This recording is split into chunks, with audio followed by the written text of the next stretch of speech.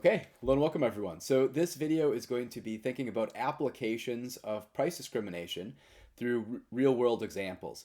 And the idea is to capture at least some version of what we do during the small discussion section that I'd have to support the larger lecture for principles of microeconomics. So following along the Stevenson and Wolfer's text, there's a chapter called Sophisticated Pricing. Stevenson and Wolfer's sophisticated pricing is basically what other text authors would have called price discrimination. And so what I want to do is kind of translate some of their terminology. It's not that it's wrong, it's just that they don't formally use the terminology that we might usually think of for price discrimination, and they've given maybe a more specific case of these more general ideas.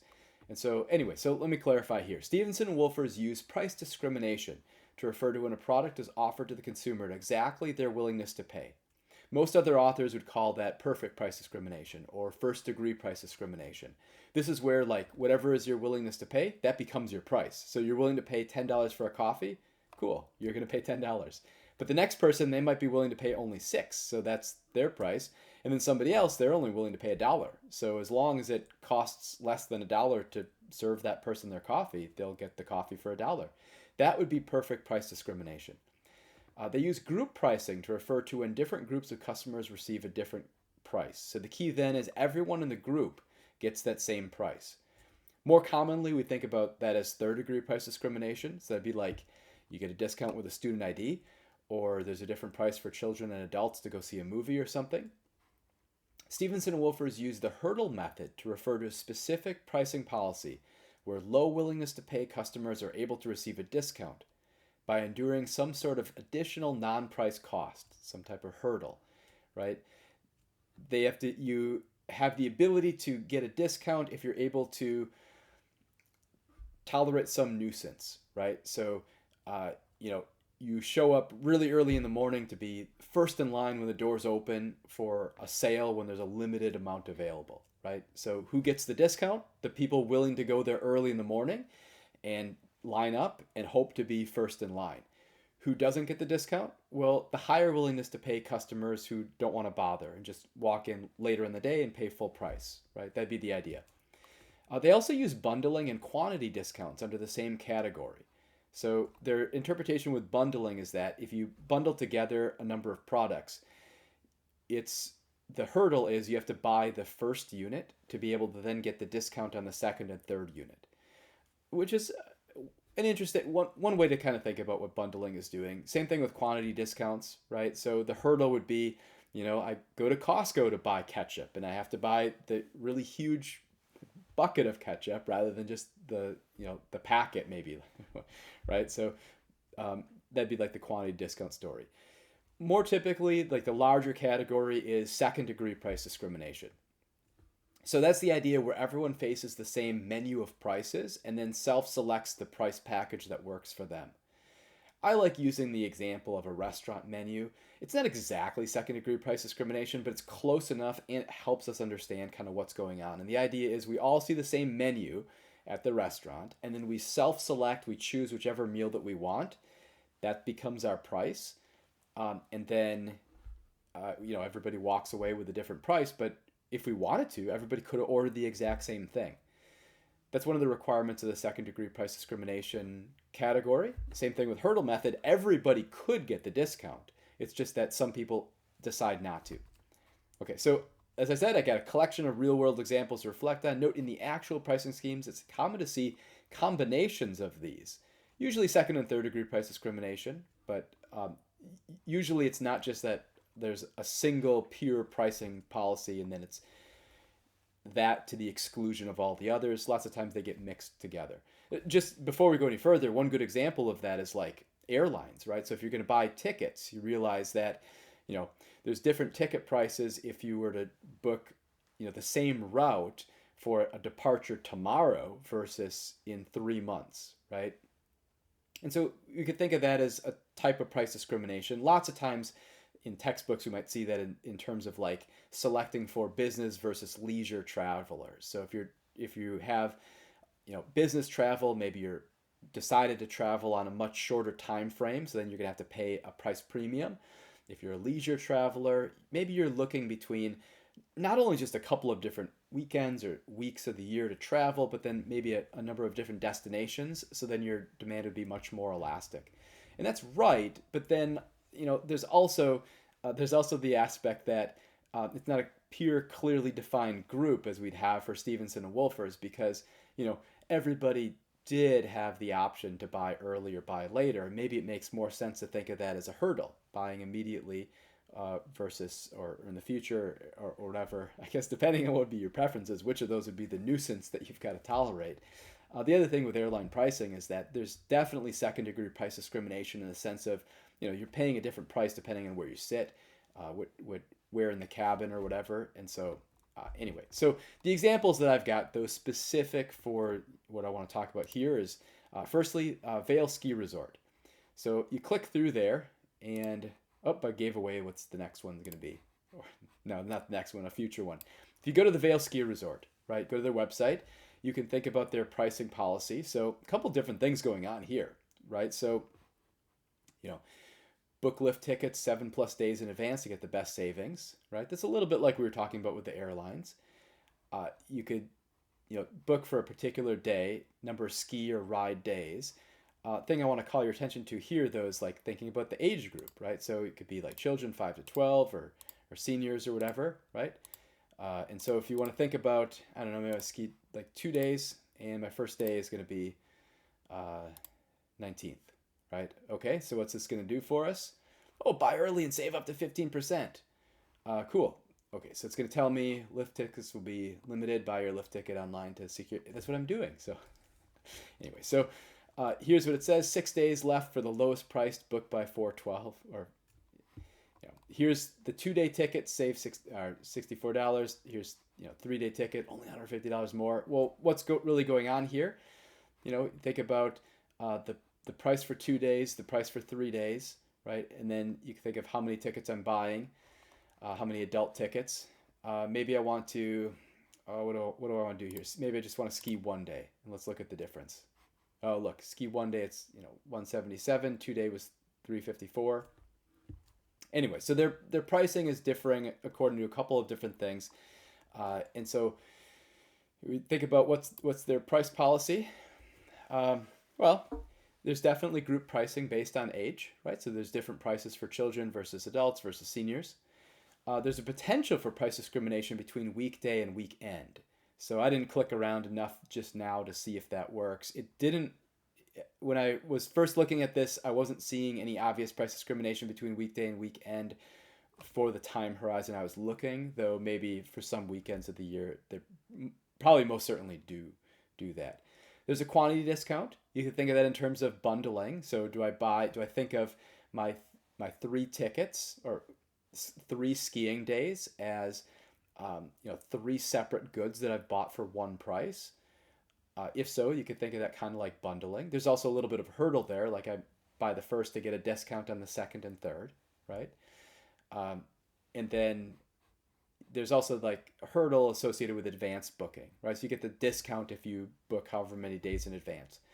So anyway, this is kind of a good example because there's kind of a lot of things built in here. And true to my comment here, look, there's a lot of cases where you'll see second and third degree price discrimination together. Then the next one. Oh, I didn't put a number. Yeah, this is supposed to be number 2, and I forgot to bold this. Hey, look at that. Problem solved. All right, so when I clicked through Xfinity, it gave me something different than really what I was looking for. Initially, when I had done the section, this is what it gave me. So it said, no annual contract, limited time, internet with Wi-Fi equipment on the Xfinity 10G network, $25 a month for 2 years. You want to think about like what's going on with this pricing policy. There's a bunch of things going on.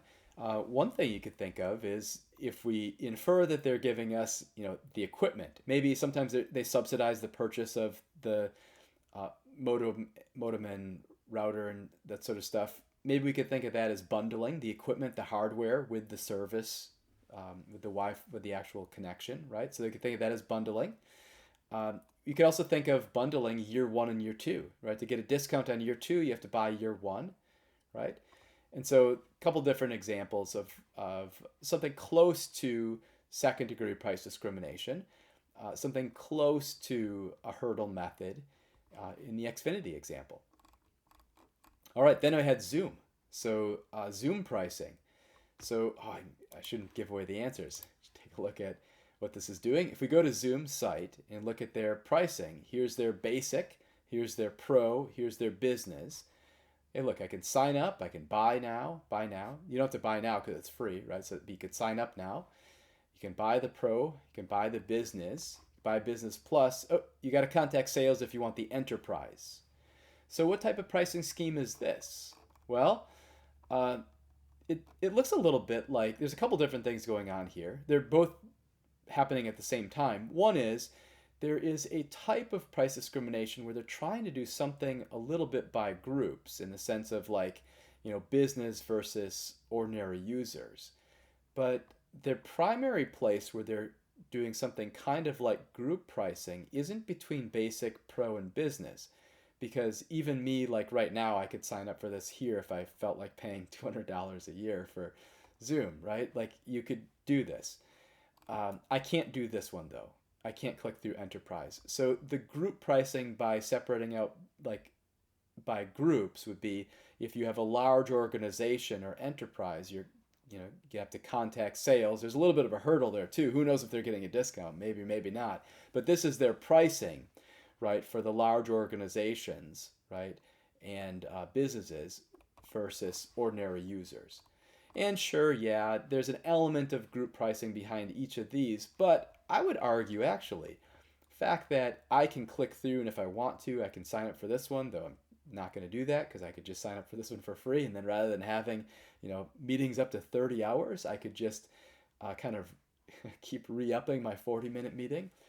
You wouldn't want to who's going to do a 30-hour meeting? So I do a lot of ultra marathons, and it's pretty typical for a 100-mile race.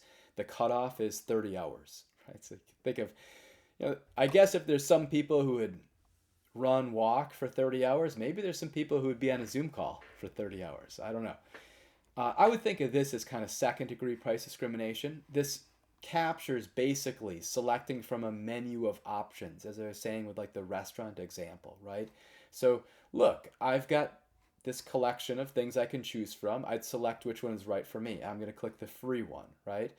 Same with you, right? You have these same ones. I don't know, maybe you've got a business, or maybe you don't want to have to, for 30 hours keep setting up additional 40-minute meetings or whatever. I don't know, maybe some of these other features are really important, right? So then you'd self-select into the higher tier, right? And so that I'd call that second degree price discrimination. So my comment, second degree price discrimination, everyone self-selects from the menu of options, free, pro, and business. Why those particular price points is something interesting to come back to. Then they have group pricing, business versus ordinary users, especially enterprise versus ordinary, because the idea with group pricing is that you've got some characteristic that the pricing is conditioned on, and you can't change that characteristic, right? So it's like I have a student ID or I don't, right? Or I'm child or adult, or I'm a visitor or a local, right? So that brings us to the Disney example. Actually, this is one I'm a little bit sad about because it used to be I'd click through here and it had the first thing up here was giving the different pricing between locals and then Southern California pricing.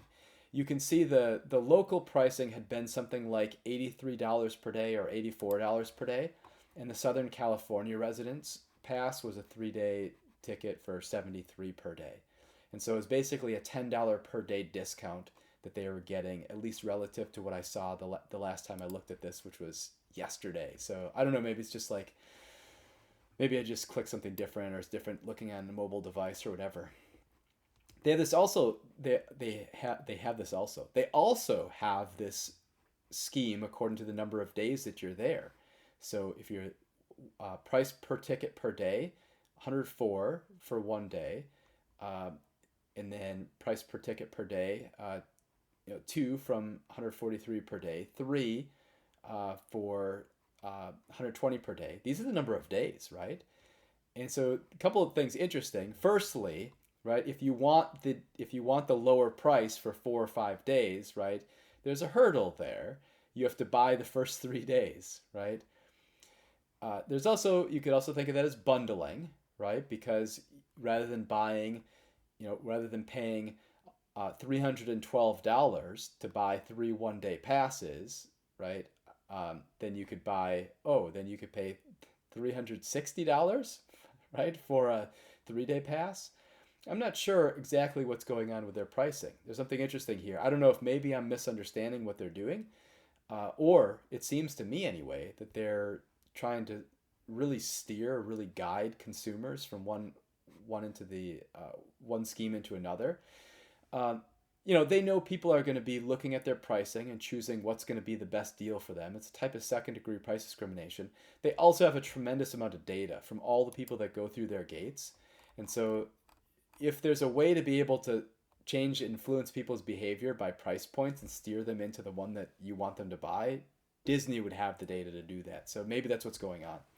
My comment on what those were, well, we have group pricing, so local versus visitors. In the case of the Southern California versus regular visitors, I said, or initially, I wish it showed up there, but it used to be like, I think the pricing was $84 a day for a regular consumer, and then like 73 or whatever it was for SoCal. Quantity discount associated with the multiple days. Group pricing. There's individual versus group pricing. If you kind of look a little bit deeper in the website or whatever, so there's maybe a type of group pricing. We could also think of group in terms of visitors versus locals, though. All right, so then I've got this last thing down at the bottom here, and this is speaking to this question of when we were looking at Zoom. I said, like, why these price points? Why are they setting these prices at 150, 190, or sorry, 200, and then 250? Why those prices? The intuition is like they want to set these prices such that the people who have a really low willingness to pay are just going to take the free account. The people with a higher willingness to pay would rather buy the Pro or buy the Business or buy the Business Plus than try to get by with Basic, right? And so they've figured out exactly what basically people's valuation is going to be, so that whoever's buying this Pro account views that as actually a better deal than the free account. So probably there's features that they really care about that they're not able to get, such as this cloud storage, right? And then they've got to make it such that whatever profile of business users would buy the business grade versus the Pro are willing to pay the extra $50 a year rather than just dropping down to Pro. What are they trying to avoid? Well, they're trying to avoid people who might pay for all these business features actually deciding that they could get by with the Pro account and then losing out on the ability to set a premium price here. So they're thinking about their pricing, trying to avoid two problems. One is they're trying to avoid people with low willingness to pay, like just not buying at all. And then they're also trying to avoid the people with higher willingness to pay buying the wrong type, right? Buying the wrong bundle. Okay, so suppose we have two different types of consumers. For my numerical example, type A and type B, we can sell two versions of the product that'll differ by quality, so low and high. The marginal cost to produce the low quality is 10. Marginal cost to produce the high quality is 40. What are the optimal prices when the two customers have the following marginal benefits? Type A has a marginal benefit of 40 for low quality, 60 for high quality. Type B has a marginal benefit of 50 for low quality and 100 for high quality. Okay, well, so we got a couple different options. One is we could just specialize in low quality, or we could specialize in high quality, or we could sell both. If we sell only low quality, actually the best price is to set the price at $40. If we set it at $40, we can sell to both type A and type B. We have two types of consumers. Let's just say we have like 100 of each or like one of each or whatever. So we have either 200 total customers or 2 total customers, whatever it is. We have the same amount of customers for both groups. If I set the price at 40, then I'm going to sell to both customers. Marginal cost was 10, so that's why it's 40 minus 10. And then my profits are going to be 30 per unit times the 2 that I sold to, which is 60. Instead, I could just set the low quality at a price of 50, which is fine, only then I'm not going to be able to sell to type A consumers. And yeah, my profits are going to be 50 minus 10, which is which is 50 minus 10, which is 40. And that's going to be 400, which is great. Or sorry, if I have one consumer, that's 40, which is great, but I can get 60 if I sell to both. Suppose I only sell high quality. So if I sell high quality only, I actually want to set the price at 100 and just ignore the low quality or the type A consumer, right? So if I set the price at 100, then my profits are going to be, I'll sell only to type B. It'll be 100 minus 40, which is 60 for each one of the type B consumers I sell to. That's better than setting the price at 60 and selling to both, because to get type A to buy, I've got to set the price at 60. 60 minus my marginal cost of 40 is going to be 20. 20 times 2 is 40. Nope, I'm definitely better selling only high quality. And then lastly, what if I sell both versions? So this is the one that's actually relevant to Zoom, right, to the Zoom pricing. Optimally, I'd set the price of the low quality version at 40. And the reason why is if I set it any higher, my type A is not going to buy. And so remember the things we want to avoid the type A consumer not buying. Then also, I want to set the price of the high quality at 89. Why not 100? Well, if I set the price of the high quality at 100 and I set the price of the low quality at 60, my type B consumers, they could buy either, right? They could buy either. If they have a valuation of 50 for the low quality, their consumer surplus would be 50 minus 40, or 10, for buying low quality. But if they bought high quality for 100, their consumer surplus would be 0. So why would they do that? They're not going to. So we have to make their consumer surplus when they buy high quality greater than it would be if they'd buy low quality, since they see both prices and could buy either. Which is what I was saying with the different gradients of like the Pro versus Business Plus for Zoom. All right, so why do we set the price of 89? We set the price of 40 so we don't lose type A consumers. This is second degree price discrimination. Both consumers face both prices, so we can't set the price at 100. Type B gets consumer surplus of 60 minus 50 if they buy low quality at 40. No, 60 minus, it wasn't 60. Sorry. 50 minus 60. No. Type B consumer surplus is going to be 50, that was their willingness to pay, minus 40, which is 10, if they buy low quality at the price of 40. But they'll buy high quality if the price is 89, because then the consumer surplus is going to be 100 minus 89 is 11. Right? So we set the price at 89 so that they'll buy. Sorry about that 79. I had a different example, and then I must not have saved on this version. This is just out of Pages, and usually I do it from a PDF, but for whatever reason, when I opened the camera, it was on Pages. That's what I did, so I had to edit a little bit. So sorry about that. The reason why we set the price of 89 is because that gives consumer surplus to my type B consumers of 11 when they buy high quality, whereas their consumer surplus, if they buy the low quality for the low price that's listed at 40, their consumer surplus would only be 10. So now each consumer buys the version that's intended for them. Same as we've got for Zoom, right? So these prices are set so that each type of consumer buys the version that's intended for them. That's the reason for why these price points, so that they would not drop down to the lower version to be able to like save money or something like that. Okay, anyway, hope you enjoyed the video. Go ahead and conclude here, and I'll see you next time.